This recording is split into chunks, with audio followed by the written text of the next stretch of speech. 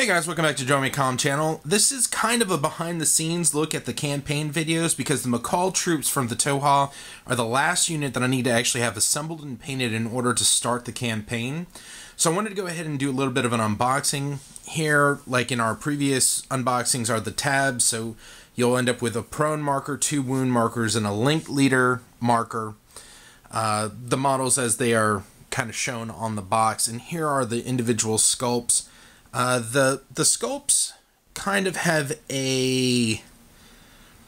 there's a similarity between the two sets of sculpts in this box, and the very strong diversity in the way they actually start looking according to the box art. It actually comes into play when you apply their arms. The sculpts themselves have a great amount of detail to them. I'm sure the video is not going to capture all the detail. I can't wait to see what these guys look like after they come back from Epic Terrain, who will be painting these guys up. Okay, so let's take a minute to take a look at the Makaul stat lines, and these are all pulled off of IA by Aleph. These guys don't have a lot of great range to their weapons, the combi rifle being more or less the longest ranged weapon that these guys can carry. They're really more designed for close combat use, and since all of them carry 0V smoke grenades, you can pretty much hide them in that smoke and run them up the field.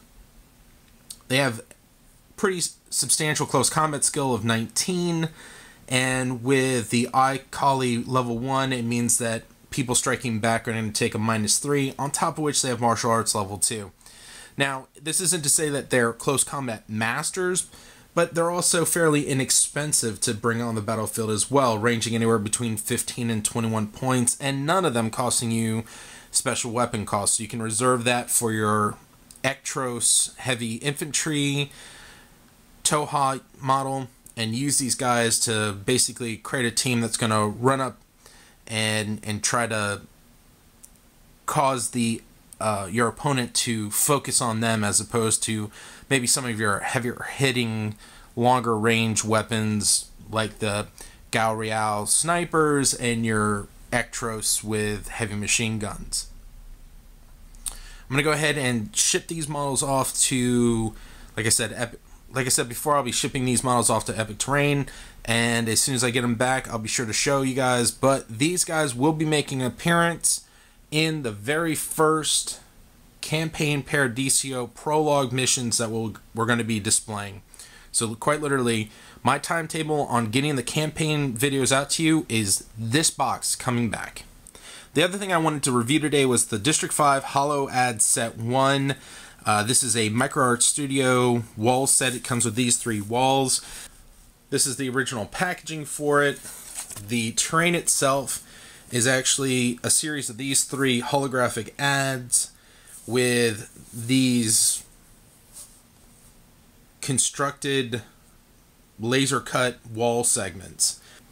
I'm not quite sure what I expected these wall segments to look like. I mean, I knew ahead of time that we're only looking at 3 separate walls.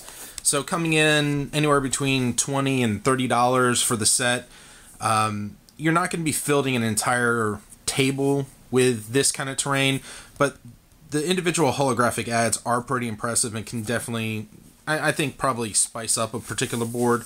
We're going to go ahead and break this open now. So without a doubt, the really impressive piece in these walls are the holographic ads themselves. There's a translucent nature about it.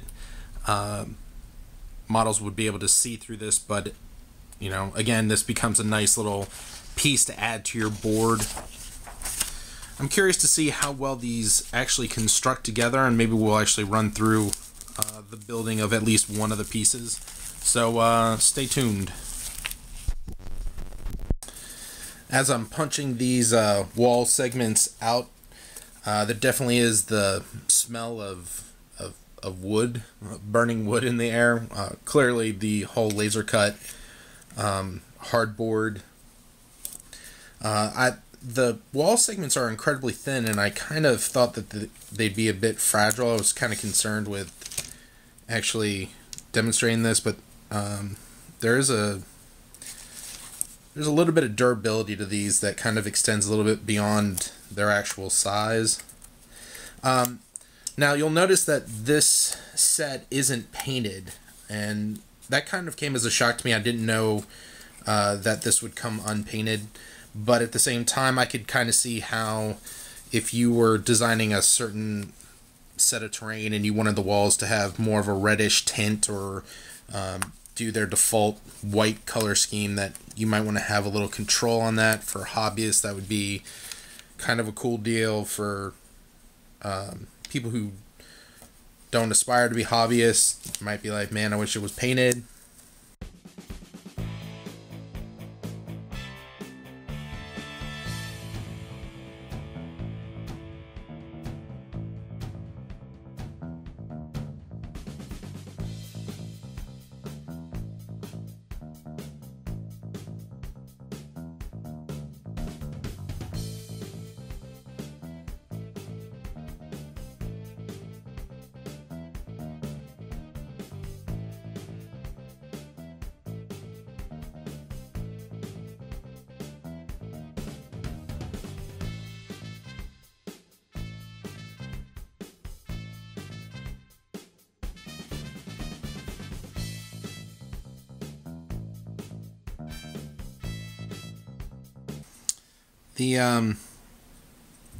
This is just an initial kind of build on this, but I'm noticing that there probably needs to be just a little bit of work done on the end caps in order to make the housing element actually go all the way through.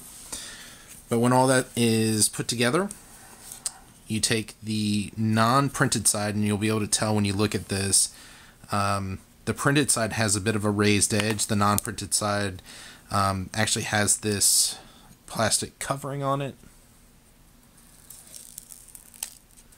Remove that, and it actually snaps in here incredible. This part snaps in incredibly well. Let's see.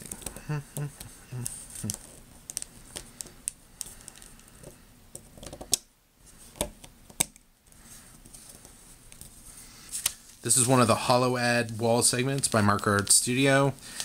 Overall, like I said, probably needs just a little bit of work when you get it in order to get all the pieces to fit up squarely, but you're not going to want to work this too much because otherwise, once you get this piece in, it might not hold it as well. So, with like I said, when these pieces go in, it just seems like it's a little bit wider than what can fit into the end socket, which is what's kind of keeping it from going all the way in.